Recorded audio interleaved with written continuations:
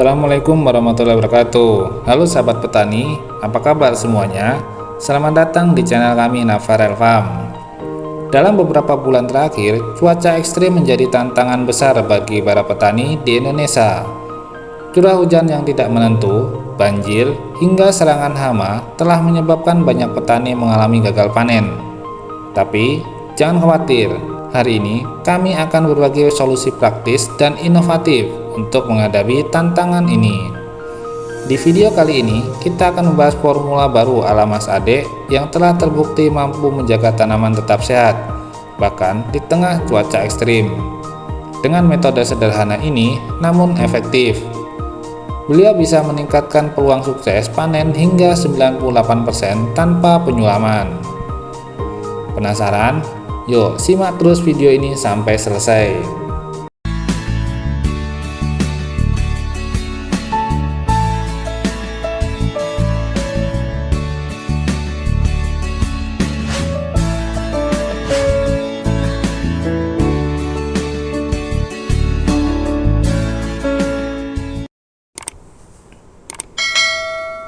Cuaca ekstrim dalam beberapa bulan terakhir membawa dampak signifikan bagi para petani di Indonesia.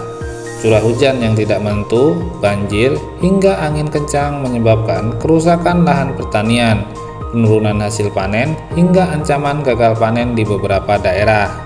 Selain itu, perubahan cuaca ekstrim juga memicu serangan hama dan penyakit tanaman yang meningkat karena lingkungan menjadi lebih kondusif untuk perkembangbiakan organisme perusak.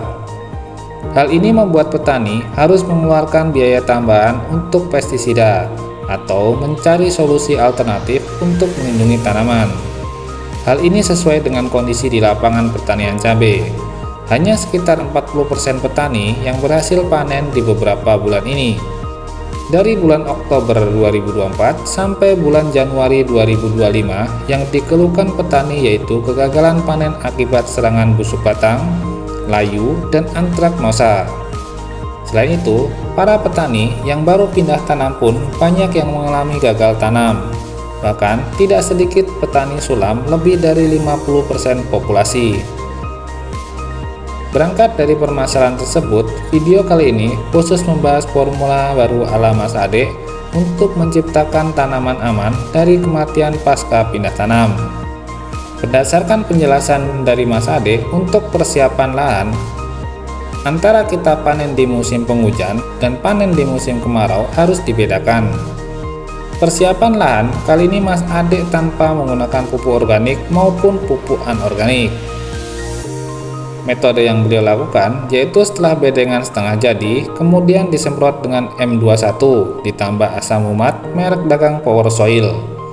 Dosis yang digunakan yaitu 5 tutup M21 dan 5 sendok makan Power Soil per tangki spray. Setelah itu, bedengan dijadikan dan disemprot lagi dengan kedua bahan tersebut. Baru tutup mulsa dan dilakukan pendiaman lahan. Selama masa pendiaman lahan, beliau membuat 2 lubang, yaitu lubang tanam dan lubang pupuk. Lubang pupuk bisa langsung diisi dengan pupuk kandang. Seminggu setelah penanaman, dilakukan pengocoran kembali menggunakan M21 dan Power Soil.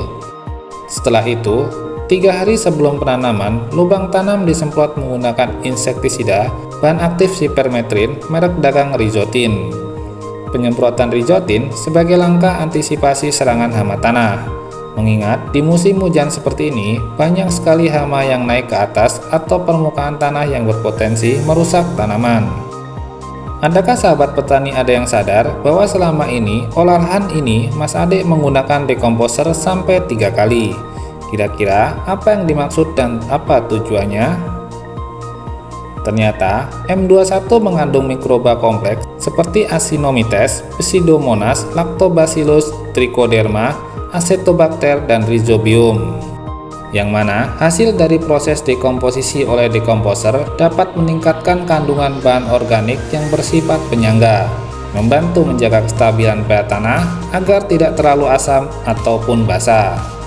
Oleh karena itu, secara tidak langsung, penggunaan dekomposer ini dapat menciptakan lingkungan yang tidak sesuai untuk pertumbuhan jamur atau bakteri jahat.